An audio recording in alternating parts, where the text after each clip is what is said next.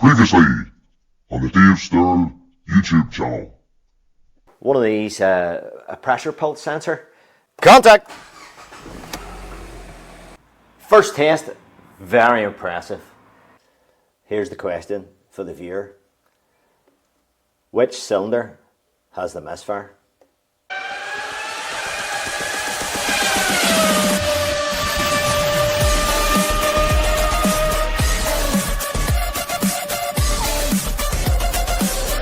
What about ye? So we did a video the other day, possibly even yesterday, and if you didn't watch that video, this is a follow-up video, so I'll leave a link in the doobly-doo, and it might be prudent to watch that one before you watch this one.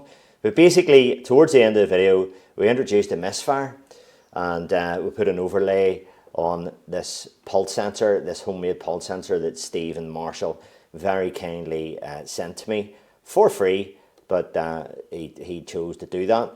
So we got a few answers, and thank you to everybody that replied there and put in an answer.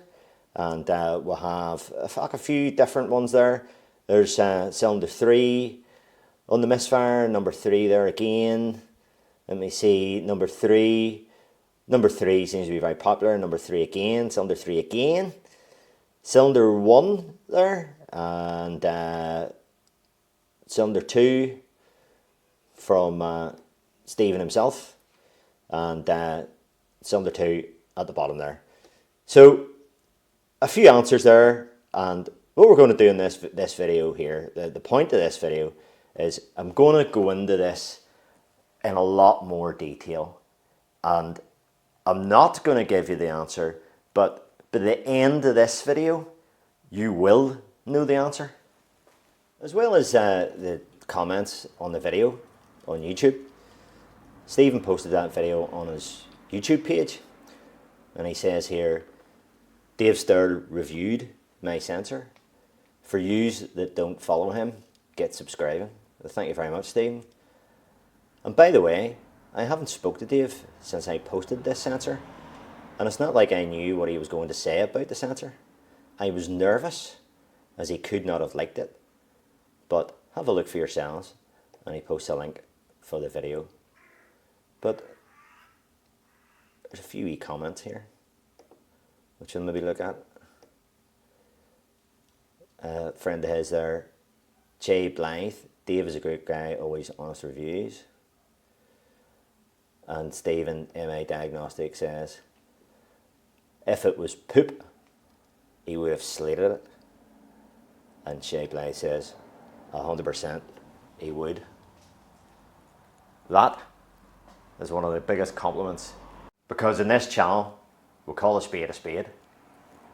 So that's the video there in question, and we'll just go through it, wee bits of it. We'll pick out wee bits just to see what we're talking about. So if we fast forward through it, we introduce Stephen's pulse sensor, we introduce Ditex, we introduce the 4425A, and we'll have a wee look at Stephen's, and we'll then go back to the car. Stephen's is on the blue channel.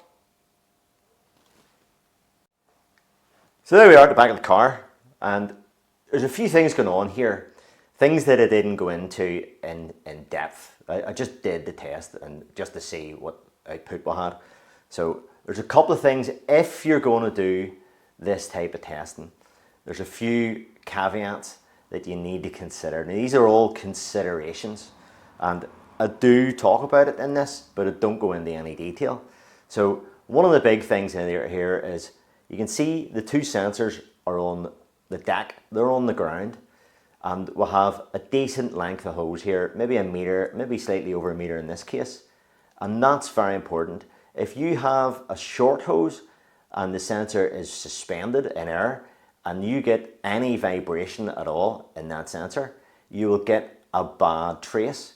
So that will pick up any movement. So the fact that they're on the ground, you could even put them on, you know, something that you lie on under the car, something spongy or something like that on the ground. You don't want the vibration of the exhaust to vibrate the sensor.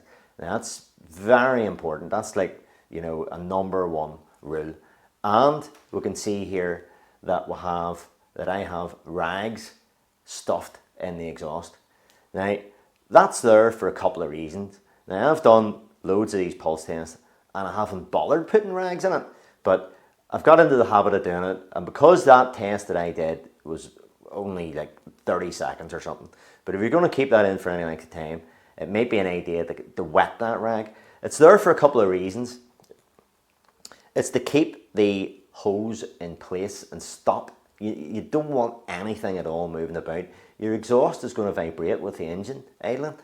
So, and the other reason is that if you imagine that pickup pipe is in the exhaust and then you're blocking it, so you're wanting as much exhaust fumes going into that pipe as you can.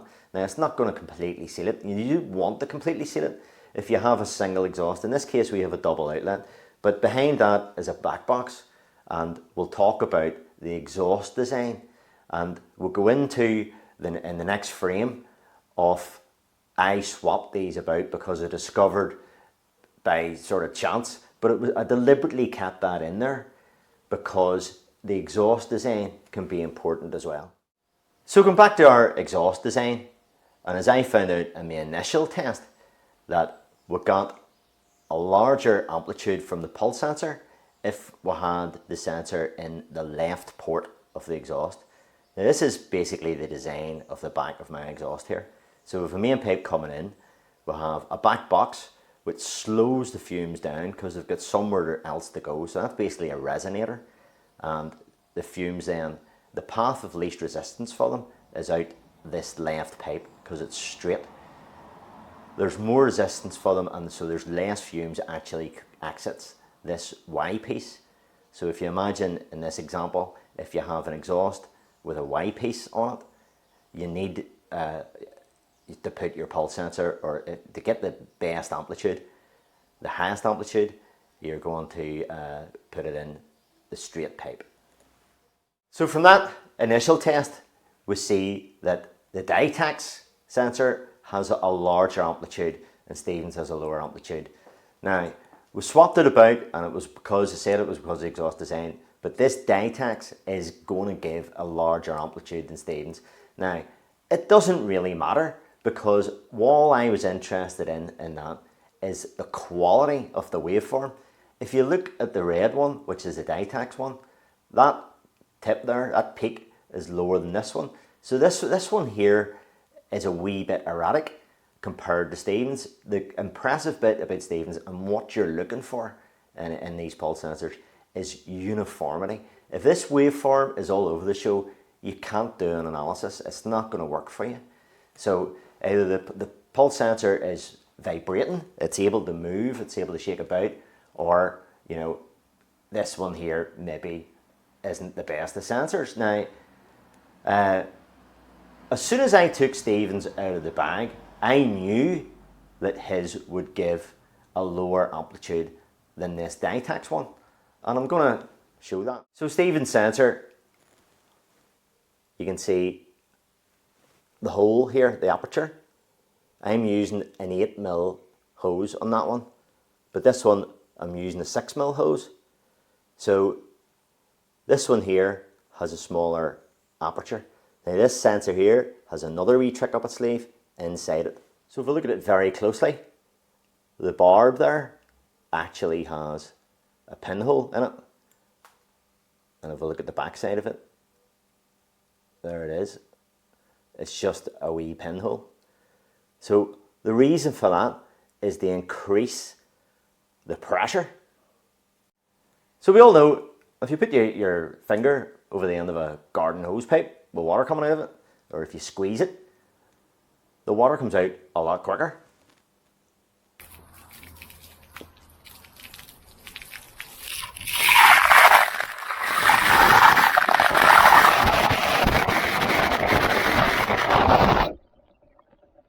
So before we can analyse any waveform, I think it's best that, you know, we get an understanding of how these things are actually working. What is it actually doing?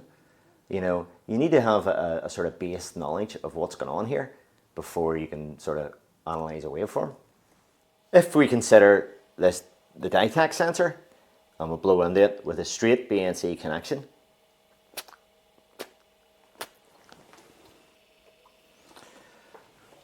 we can see that when I blow into it, it goes negative and then positive. So positive pressure, this thing is blowing negative. Now that's with a straight BNC connection. But when I did that test, let's get rid of that lead there, I was using this adapter. So we can see the negative there, and there is a wee tab on it because I had to remove these to get my shrouded leads on. So if I have a wee look, but I still know which one is a negative because there's a wee tab on it that says ground. So whenever I remove these boys here from it to do that test, and this is the way I use this, I just basically swap them over, and then my waveform would go the other way around.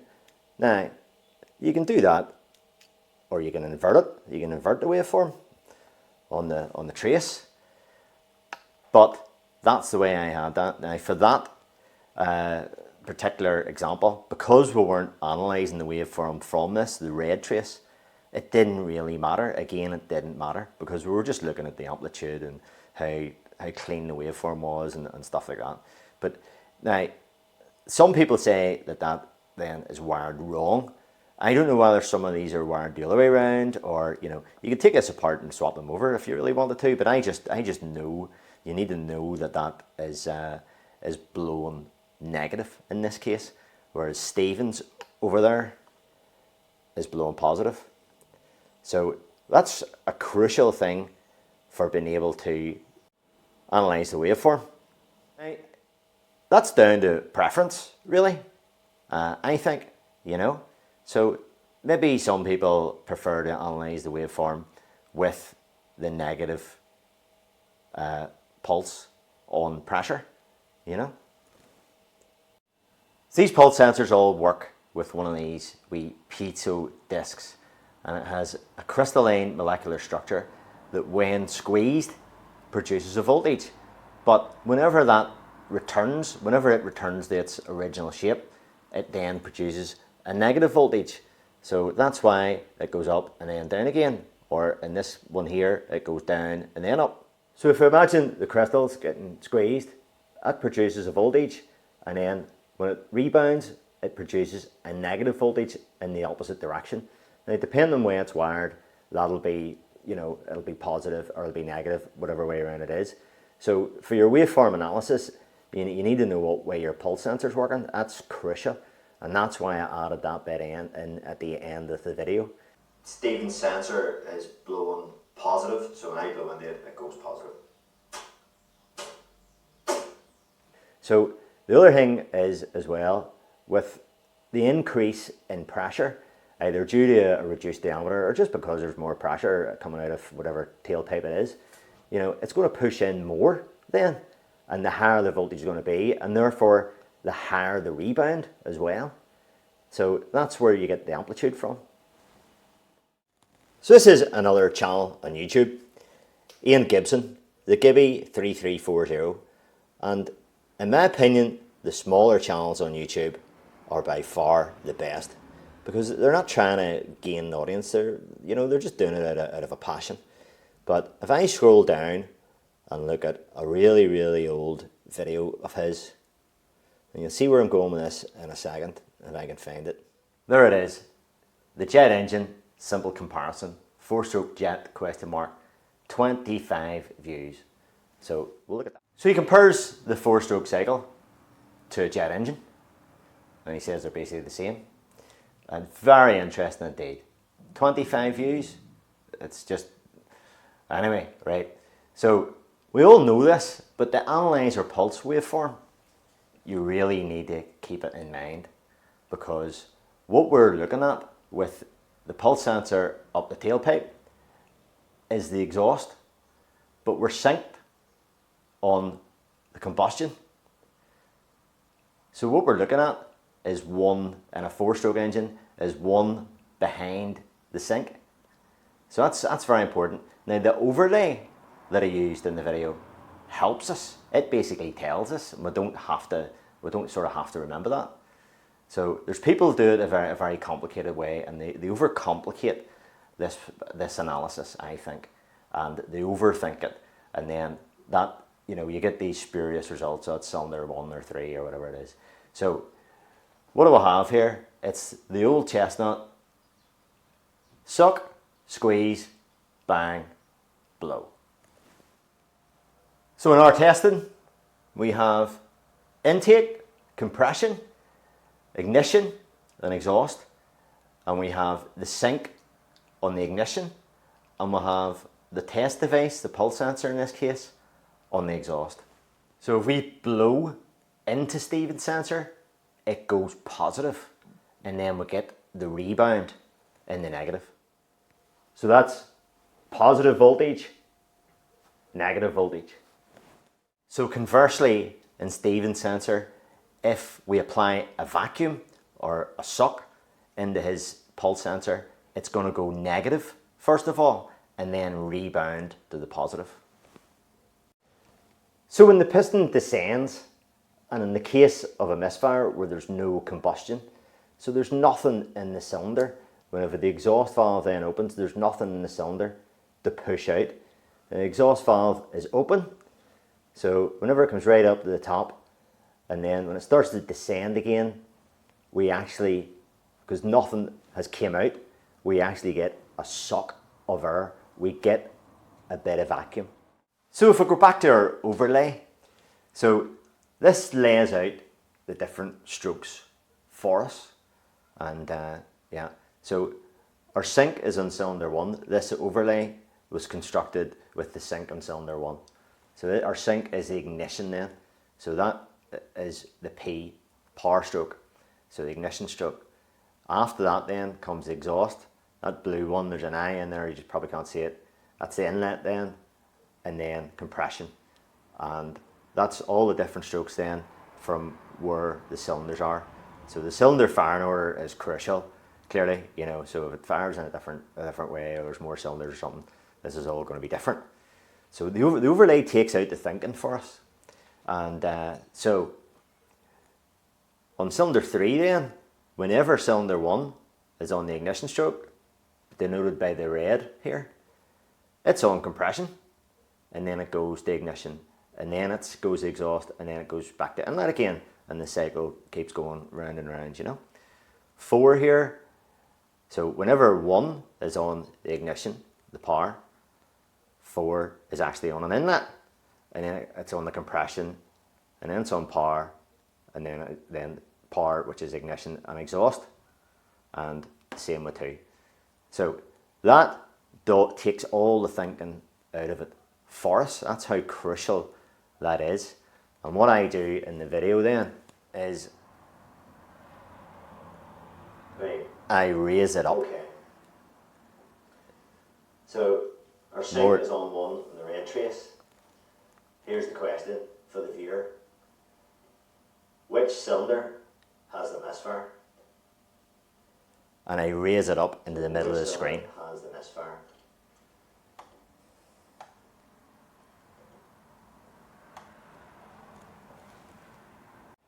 So if we have a firing cylinder, we're going to have a positive pulse, and then we get a reflection because the pulse sensor rebounds. So all our positive pulses are powers. But what did we say? If there's no combustion gases coming out, on the return of the piston, we get a vacuum. So in this graph, we're not interested in the top at all, really. We're interested in the bottom. We're interested in to see if there's any sucking that goes on, to see if there's any vacuum. So which one has the largest vacuum when it's on the exhaust stroke.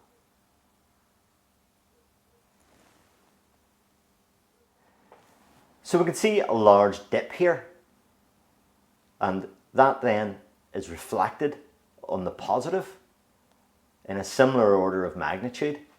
So you see it here, dipping away down a lot, and then reflected in the positive, back up again. So that's our sponge coming back.